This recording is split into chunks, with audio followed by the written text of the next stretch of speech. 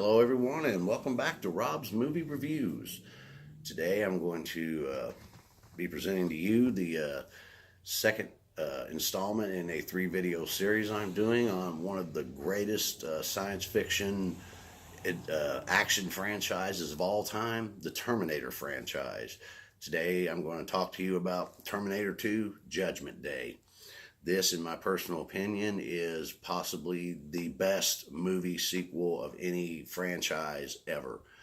This is a absolutely wonderful movie. I really enjoyed it. In a lot of ways, I feel that this is the superior movie to the first film. This is the peak of the Terminator franchise right here. This was the best film of the franchise.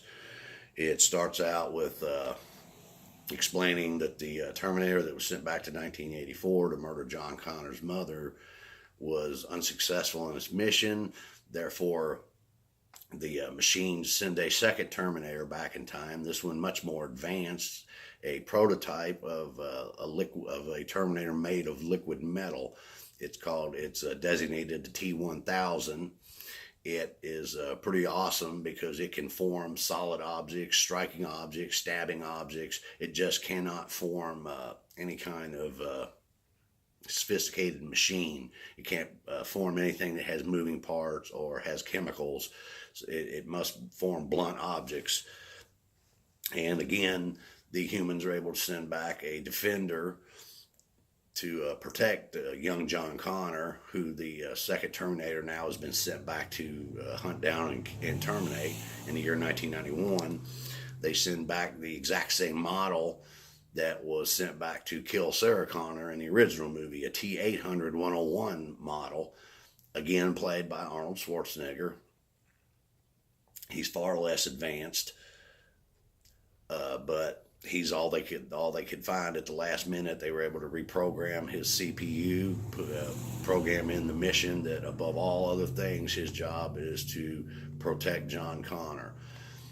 They both get back at the same time. They both arrive at a shopping mall where John and his friends are hanging out in a video game arcade. A big battle breaks out between the two Terminators. The second Terminator is able to, the T-1000 is able to get the upper hand for the moment. John has fled to the parking garage, jumped on his motorcycle. He's trying to escape. It's just a small dirt bike. The T-1000 is actually almost able to run fast enough to keep up with it.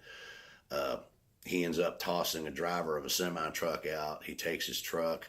He's chasing John. The T-800 rejoins the action. He comes in on a Harley. He swoops John off his bike, and they manage to escape the T-1000, who ends up in a fiery crash in the truck that he's driving. Now, at this point, they go find a secluded area where the T-800 explains to John what his mission is and that he was actually sent back in time by John Connor of the year 2029 to protect his younger self from the T-1000.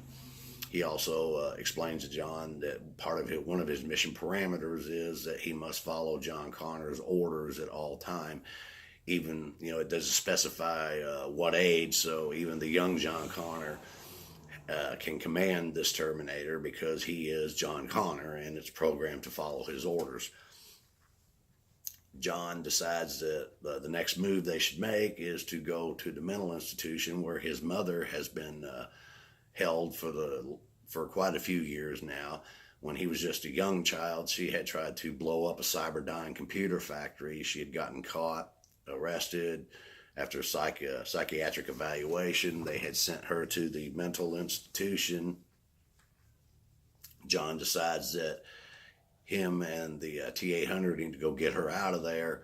The T-800 is reluctant because he realizes that this is a move the T-1000 may very well anticipate, and he's right because by the time they get there, the T-1000 has already gotten there, has killed one of the security officers inside the institution, has taken his form. Sarah makes a escape attempt, just happens to make an escape attempt at the same time that they're all there. She runs into the T-800. She's horrified as she tries to run away. She's tackled by the staff from the asylum. As they're holding her down, the T-800 tosses them all aside. Well, then the T-1000 shows up, and he kind of reenacts the line from the original movie that Kyle Reese had said to her. The T-800 reaches out with his hand and he tells her, "Come with me if you want to live." And of course, John's there too, so she knows that it must be on the level because it hasn't killed John. So she gets up. The three of them flee. They manage to escape the facility, get into a stolen police car, and flee and get away from the T-1000. Then they travel into the desert, where a friend of Sarah's lives, and he's got a huge store of all kinds of weapons as well as vehicles and food supplies. And Sarah goes there to get supplies from him so that they can continue south and find somewhere to hold up outside the blast zone of the ensuing, or the war that will soon be starting. Sarah makes a decision after talking with the Terminator, who fills her in on all the details of who created the microprocessor that gave the Cyberdyne computers the ability to become self-aware and therefore start the war in the first place. She tells John and the T-800 that they're going to head farther south the next day, and then when they're not paying attention, she loads a car up and she takes off after a man named Miles Dyson, which she has been informed about by the T-800. He explains to her that Mr. Dyson is the one that develops the microprocessor that makes everything possible. So she's going to go try to assassinate him. During the assassination attempt, she misses, and even though she's got him on the floor at point blank range, she can't bring herself to pull the trigger and commit cold-blooded murder. And that's when John and the T-800 show up. They figured out what she was doing and where she was going. They get there. They get Arnold to the T-800 to cut the skin off of one of his arms and reveal that he is a cybernetic organism to Miles Dyson, thereby convincing him that he really needs to listen to him. And they lay it all out to him and explain that, if he continues on his course, he's going to bring about the extinction of the human race.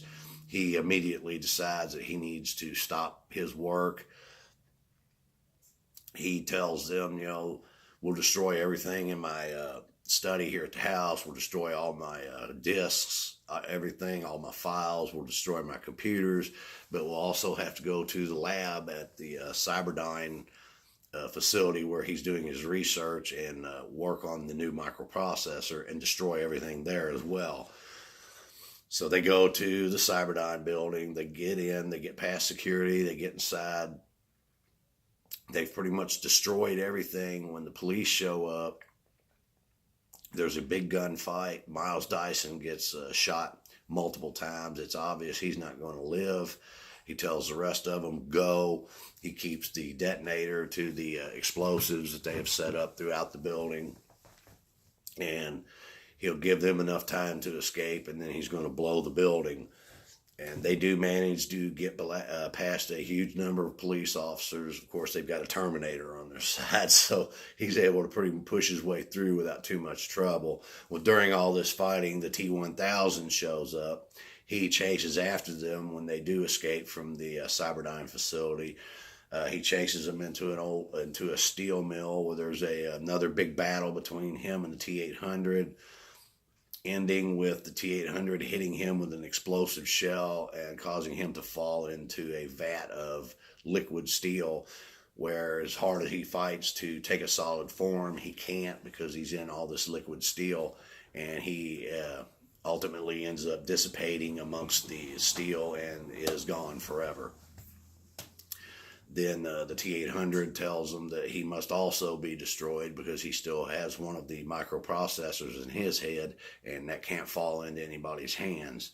So even though John doesn't want to do it, they put him on a chain hoist, and Sarah lowers him down into the liquid steel, and the T-800 is also terminated. And that's where our story ends. Now, as far as the acting in this movie, it was superb on all parts but one. Mr. Edward Furlong, who plays the young John Connor, I really did not like his acting. I found him to be quite annoying. He did not come off natural. It's almost as though he was reading his lines from a cue card. Now, this is my personal opinion. A lot of people are going to disagree, but I just think they could have done a better job of casting the young John Connor. Now, as far as everybody else, Linda Hamilton was unbelievable in this movie, even better than she was in the first Terminator, because the story was written that the Terminator had been reprogrammed and had a neural net processor, which is a learning computer, and and the switch to turn on the learning part of the processor had been activated.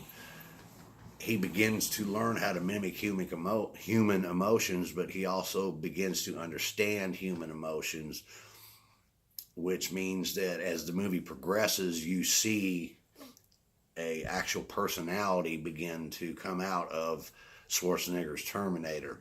He's not just a cold machine.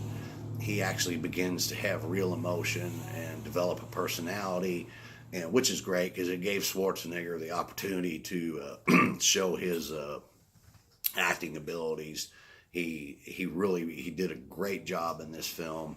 I thought it was a wonderful touch added to the story to make it to where the Terminator could have a personality.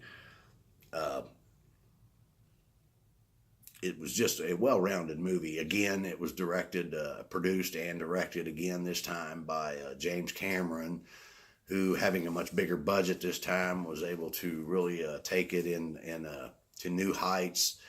It's just, like I said, it's a far superior movie to the first one. It's absolutely the best film of the Terminator series, by far. So that's all I'm going to say about Terminator 2 Judgment Day. Be sure to join me next week when I will discuss the third installment to the Terminator series, Terminator 3 Rise of the Machines. Until then, you all take care.